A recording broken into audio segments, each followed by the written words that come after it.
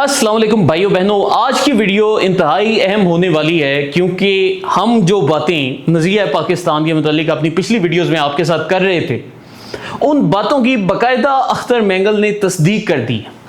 और अभी इस वीडियो में कुछ अरसे बाद हम आपको अख्तर मेंगल का वो बयान भी दिखाएंगे जिसने साबित किया है कि इन लोगों की ये जो लड़ाई है ये किसी हक की लड़ाई नहीं, किसी मिसिंग पर्सन की लड़ाई नहीं, किसी लापता इंसान की लड़ाई नहीं।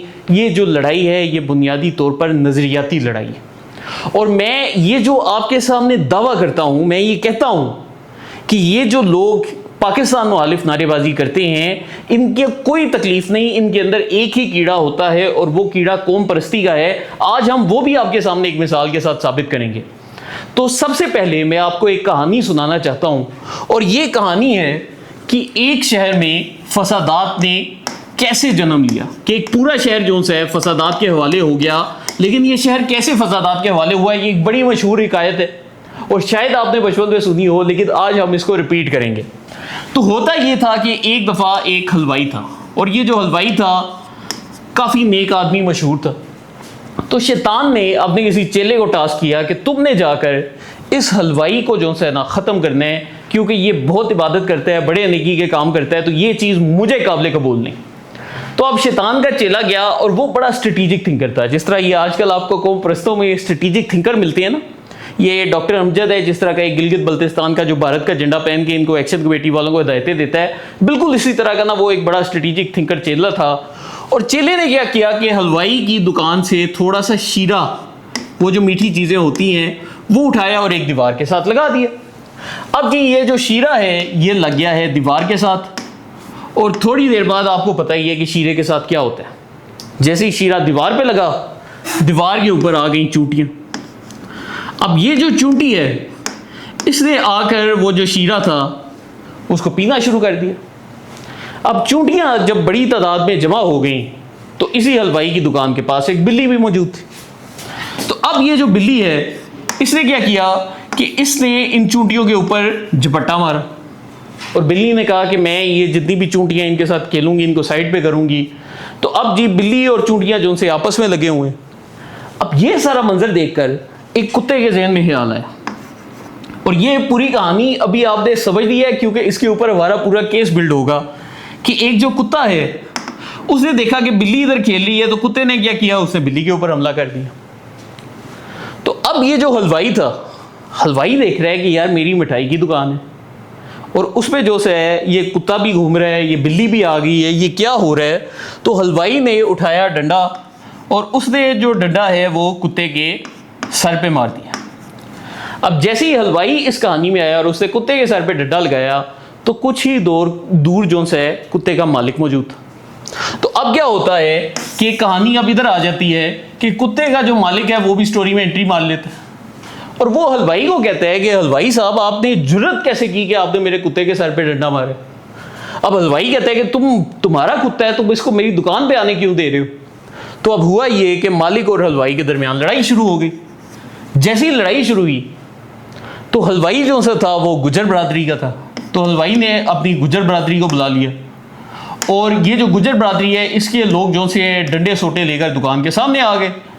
अब जो कुत्ते का मालिक था वो जट बरादरी का था, उसने अपनी बरादरी के लोग बुला लिए, वो भी सारे दुकान के सामने आ गए। अब ये जो सारे लोग हैं ये डंडे सोटे एक दूसरे के सर पे मारने लग पड़े, और हुआ ये कि इनकी जो इत्तेहादी बरादरियां थी वो भी सारी आकर लड़ने लग पड़ी।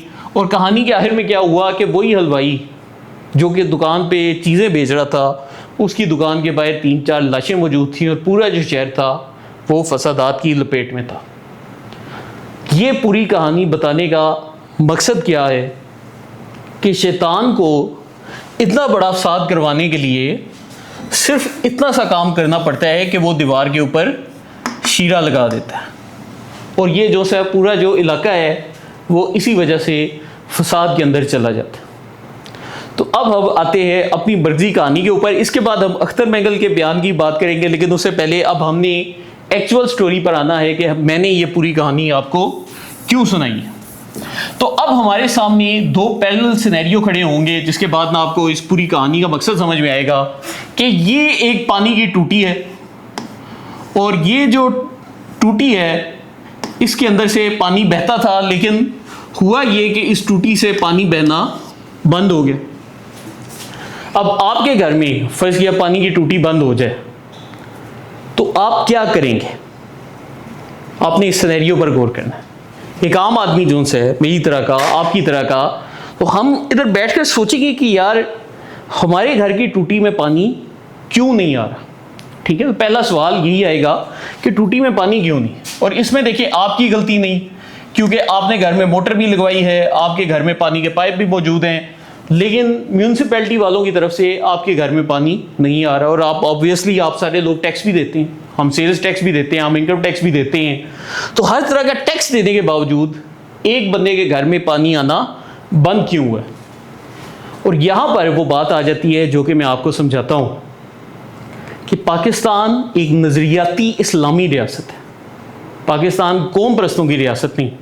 तो नज़रियाती इस्लामी रियासत का मतलब क्या है कि जो भी बंदा पाकिस्तान में रहेगा उसके नज़दीक कलमे का ताल्लुक है, कि मैं कलमे की बुनियाद पर अपनी कौम परस्ती को छोड़कर पंजाबी, सिंधी, बलोच, पख्तून, कश्मीरी, गिलगिती, बल्ती हम सब इकट्ठे रह रहे हैं। तो ये पाकिस्तान का नज़रिया है और हमने इसी नज़रिए पर कलमे को तवज्जो दी है। और फिर हमारी जो एक पहचान है कि हम पंजाबी, सिंधी, बलोच हैं, वो उससे नीचे। और इसी सवाल के ऊपर अब फिर एक दूसरा स्कूल ऑफ थॉट आएगा जो कि कौम परस्तों का स्कूल ऑफ थॉट है, जिनको हम नेशनलिस्ट भी कहते हैं, जिसमें JKLF है, PTM है, BLA है, BYC है, TTP है, ये सारी जमातें जो कि आज के दौर में हमारे लिए मसला भी खड़ा कर रही हैं। तो ये जो नेशनलिस्ट हैं ये क्या करेंगे कौम परस्त लोग कि इनके लिए कौम परस्ती सबसे ऊपर और जो कलमे का ताल्लुक है वो नीचे।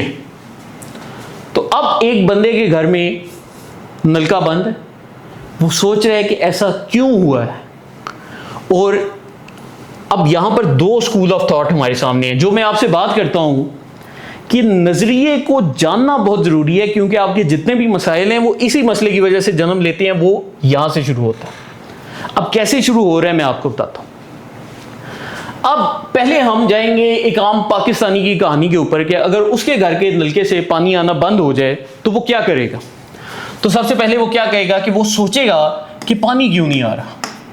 जैसे ही वो ये सोचेगा तो उसके बाद उसके जहन में ख्याल आएगा कि यार इसकी वजह ये है कि ऊपर ये जो म्यूनिसिपल कॉरपोरेशन में लोग हैं जो कि पानी के जिम्मेदार हैं, वो लोग नालायक हैं। उनकी नालायकी, उनकी नाअहली की वजह से यहाँ पर जो सा है पानी नहीं आ रहा। और फिर वो क्या कहेगा कि इसकी जिम्मेदार कौन है? इसकी जिम्मेदार हमारी हुकूमत है, क्योंकि ऑब्वियसली ये सारा जो काम है हुकूमत के ज़ेरे निगरानी हो रहा है, तो इसकी जो जिम्मेदार है वो हमारी हुकूमत है। हुकूमत ने जो सा है ये सारा मसला किया है। तो अब वो बंदा उसके बाद क्या कहेगा कि वो पहले हुकूमत को लिखेगा या शिकायत करेगा। अब वहाँ पर या तो हुकूमत शिकायत को हल कर देगी या हुकूमत बोलेगी कि नहीं हम ये काम नहीं कर सकते, या हुकूमत सुस्ती दिखाएगी। अब जैसे ही हुकूमत सुस्ती दिखाएगी तो ये बंदा एहतजाज शुरू करेगा, और ये हो सकता है इलाके के लोग साथ में लाए और उसके ऊपर एहतजाज शुरू कर दे कि जी हुकूमत ने हमारा पानी रोका हुआ है। और फिर उस एहतजाज के बाद क्या होगा कि इस बंदे को पानी मिल जाएगा। ठीक है जी, ये हमारे पास आ गया सिनेरियो 1 कि अगर आप नज़रियाती सोच रखते हैं, पाकिस्तान के साथ हैं, तो आपके साथ ये होगा। और हर बंदे की यही कहानी है। ये नलका सिर्फ एक मिसाल है, आप इसको बिजली की लोड शेडिंग डाल लें। अब कोई भी पाकिस्तान में जो भी हमें रोज़मर्रा मुश्किलें आती हैं, पुलिस ने आपसे बदतमीजी कर दी, कुछ भी कर ली, आपने ये सिनेरियो सामने रखना है। अब हमारे कौम परस्त की सोच के ऊपर, और अब आपको मसला आइडेंटिफाई होगा। जब आप ये कहते हैं कि हमारी कौम ऊपर है और कलमे का ताल्लुक नीचे है, तो आप कौम परस्ती के लिहाज से सोचें। तो यहां पर जैसे ही आपके नलके का पानी बंद होगा, सबसे पहले आपको वो दीवार पे जो शीरा लगा है वो पैदा होगा कि आपके ज़हन में आएगी बदगुमानी। अब ये बदगुमानी क्या होगी कि ये जो नलका बंद हुआ है ये इसलिए बंद हुआ है क्योंकि हमारी कौम को पाकिस्तान के लोग पानी नहीं देना चाहते। हमारी कौम ऊपर है, कलमे का ताल्लुक नीचे है, तो हुकूमत पाकिस्तान इसलिए हमें पानी नहीं दे रही क्योंकि पाकिस्तान के लोग चाहते ही नहीं कि मेरी कौम को पानी मिले। अब आपकी सोच ये है। तो अब फर्ज किया यहां पर कोई बलोच है या पख्तून है, तो वो कहेगा कि यार हमने ये देखना है कि ऊपर ये जो वाटर बोर्ड में ये जो म्यूनसिपैलिटी के लोग हैं, इनकी नस्ल क्या है? कहीं ये पंजाबी तो नहीं जो हमारा पानी रोकना चाह रहे हैं, कहीं ये सिंधी तो नहीं जो नहीं चाहते कि हमारे कौम को पानी मिले। तो अब क्या होगा कि ये बंदा एथनिक लाइंस के ऊपर या कौम परस्ती या असबियत की लाइंस के ऊपर सोचना शुरू कर देगा। तो ये क्या करेंगे कि ये सबसे पहले ना म्यूनसिपल कॉरपोरेशन वाले जो बंदे हैं उनकी नस्लों का पता करेंगे कि इनमें कितने पंजाबी हैं, कितने सिंधी हैं, कितने बलोच हैं, और फिर अपना एक कौम परस्ती का एंगल निकालेंगे कि हमारी कौम को फलानी कौम के लोग जो से हैं वो इधर कॉरपोरेशन में इन्होंने भर्ती किए हैं, और उनकी वजह से अब जैसे बलोचिस्तान की फर्ज की आप बात कर लें तो वो जी कहेंगे जैसे BLA का एक नज़रिया है, तो आप अगर एक BLA वाले की नज़र से इस पूरे मामले को देखेंगे तो वो कहेगा कि मेरी टूटी में पानी इसलिए नहीं आ रहा क्योंकि म्यूनसिपल कॉरपोरेशन में जितने मुलाजम लगाए गए हैं सारे के सारे पंजाबी हैं, तो ये जो पंजाब के लोग हैं हमारा पानी रोकने हैं। तो अब देखें यहां पर जो एक सोच जन्म लिया वो था कि ये लोग नालायक हैं। यहां पर ये सोच है कि ये लोगों को नस्ल परस्ती के ऊपर मैं टारगेट कर रहा हूं। तो अब क्या होगा, एहतजाज ये भी करेंगे, ये भी जी कहेंगे जी हुकूमत जो सी है हमारी कौम का तहफ़्फ़ुज़ करे, ये जो दूसरे पंजाबी भर्ती किए हैं या सिंधी भर्ती किए हैं या किसी दूसरी कौम के पख्तून भर्ती किए हैं, इनको हुकूमत ओहदों से फारिग करें, इनकी वजह से जानबूझकर हमें पानी नहीं दिया जा रहा। तो क्या होगा, ये लोग हुकूमत के पहले शिकायत करेंगे। फ़र्ज़ किया हुकूमत ने शिकायत पर नोटिस ले लिया, ठीक है, लेकिन फ़र्ज़ किया हुकूमत आपकी शिकायत पर नोटिस नहीं लेती, हुकूमत कहती है नहीं लेना, तो फिर क्या होगा, ये लोग भी एहतजाज करेंगे। एहतजाज तो आपने देखा इधर भी हो रहा था। अब जैसे ही एहतजाज होगा तो उस एहतजाज में नारे क्या लगेंगे कि मेरी कौम का हक फलानी कौम छीन रही है, ठीक है, ये जो फलानी कौम के लोग हैं ये चाहते ही नहीं कि हमारी कौम को पानी मिले। तो अब जो नारेबाजी हो रही है वो आहिस्ता आहिस्ता पाकिस्तान मुखालिफ रंग ले रही है। आप कह रहे हो कि पाकिस्तान जो है उसमें हमारी कौम को हक मिल ही नहीं सकता, पाकिस्तान मुर्दाबाद के नारे लगने शुरू हो गए हैं उसी एहतजाज में। और एहतजाज के बाद क्या हुआ, हुकूमत ने एहतजाज का नोटिस लिया है और इनको भी पानी मिल गया। तो अब देखिए कि माइंडसेट के फर्क से क्या हुआ है कि पानी इनको भी मिल गया था, पानी इनको भी मिल गया, लेकिन इनको अब जब पानी मिले तो अब क्या होगा कि कल को फर्ज किया इनका कोई और इशू हो जाता है, कोई फर्ज किया इनकी लोड शेडिंग बहुत बढ़ जाती है, कोई पुलिस इनसे बदतमीजी कर लेती है, कोई पासपोर्ट ऑफिस वाले बदतमीजी करते हैं, कोई एयरपोर्ट पे इनके किसी बंदे के साथ बदतमीजी हो जाती है, तो इनका दोबारा से वही सर्कल शुरू होगा कि जी हाँ जी नालायकी है, नाअहली है, और ये जी हुकूमत के सामने हमने एहतजाज करने और दोबारा इनको वो राइट मिल जाएगा। तो ये इनका एक साइकिल चलता रहेगा पुरअमन तरीके से। लेकिन यहां पर ये लोग जो कि कौम परस्ती के एलिमेंट से एंड पे कामयाब हुए हैं कि हमें पानी मिल गया है, तो उन्होंने अब इसके बाद क्या सोचा है कि मुझे ये पानी हुकूमत पाकिस्तान ने नहीं दिया। ये आपकी गलत सोच है। मुझे जो सस्ता आटा या सस्ती बिजली मिल रही है वो हुकूमत पाकिस्तान नहीं दे रही, वो मुझे मिल रही है क्योंकि मैंने कौम परस्ती का सहारा लिया, क्योंकि मैंने नारे मारे हैं पाकिस्तान मुर्दाबाद, क्योंकि मैंने कहा है कि पाकिस्तान के जो लोग हैं, पाकिस्तान की जो हुकूमत है वो हमारी नस्ल को ख़त्म करना चाहती है, हमारी नस्ल से पानी छीन रही है। तो अब ये लोग क्या करेंगे कि ये उसी चीज़ को मज़ीद बढ़ाएंगे। तो अब ये चीज़ अपने बच्चों को बताएंगे, अपने बच्चों को बोलेंगे बेटा तुम्हारी जो कौम है सबसे अजीम है, बाकी कौमें तुम पे जुल्म कर रही हैं, और ये जो पाकिस्तान है कुछ नहीं है, हमारी कौम के साथ ज्यादती हो रही है। उन बच्चों का सिलेबस जो है तब्दील किया जाएगा। माएँ उनके ज़हन में नेगेटिव चीज़ें डालेंगी, माएँ उनको बताएंगी कि बेटा ये जो पठान है आगे तुम्हें उठा कर ले जाएगा। जो माएँ हैं वो बच्चे को बताएंगी कि बेटा ये जो पंजाबी है ये जो है हमारा तुम्हारा सदा से दुश्मन है। वो जो माँ है वो बच्चे को बताएगी कि बेटा हम कश्मीर के लोग तो मेहमान हैं और ये पाकिस्तान ने हमें बस वक्ती तौर पे रखा है, हमने आज़ाद होना है। तो क्या होगा कि आपका जो सिलेबस है, आपके स्कूल में, आपके टीचर्स में, हर जगह ये जहर घोला जाएगा। फिर क्या होगा कि मुस्तकबिल में जब भी इनका कोई इशू आएगा ये उसी कौम परस्ती को उठाएंगे। अल्टीमेटली क्या होगा कि सारी आबादी पाकिस्तान के मुखालिफ हो जाएगी, और फिर क्या होगा कि उसी आबादी में एक्सट्रीमिज्म और पोलराइजेशन फैलेगी। और आज के दौर में सोशल मीडिया ने इसकी स्पीड बहुत बढ़ा दी है। माजी में स्पीड स्लो थी, अब बहुत ज़्यादा बढ़ गई है। तो अब क्या होगा कि वहाँ पर नौजवान क्या होंगे, हथियार उठाएंगे। कोई भी मसला होगा, चाहे वो मुहाजिरों की सीटों का हो, चाहे वो वैसे कोई इशू ना भी हो तब भी वो हथियार उठाएंगे, वो कहेंगे हम पाकिस्तान को नहीं मानते, ऐसी की तहसीन पाकिस्तानियों की। और फिर क्या होगा कि वहाँ पर आएंगे प्रॉक्सी ग्रुप्स, और वो जो प्रॉक्सी ग्रुप्स हैं वो फिर आकर पूरा फितना फसाद और जो जंग है उस हिस्से में शुरू कर देंगे। आप चेक करें कि ये जो मिसाल है, अब इसको उठाएं, इसको जो टीटीपी का एक फितना है उसके साथ जोड़ दें कि खैबर पख्तूनख्वा में ये जितना भी कौम परस्त एलिमेंट है, आप देखेंगे सारा बॉर्डर के करीब पाया जाता है। और इस एलिमेंट ने पिछले 60 से 70 सालों में यही बयानिया अपना कर रखा है कि पाकिस्तान हमारे वसाइल लूट रहा है, पाकिस्तान हमें पानी नहीं देना चाहता।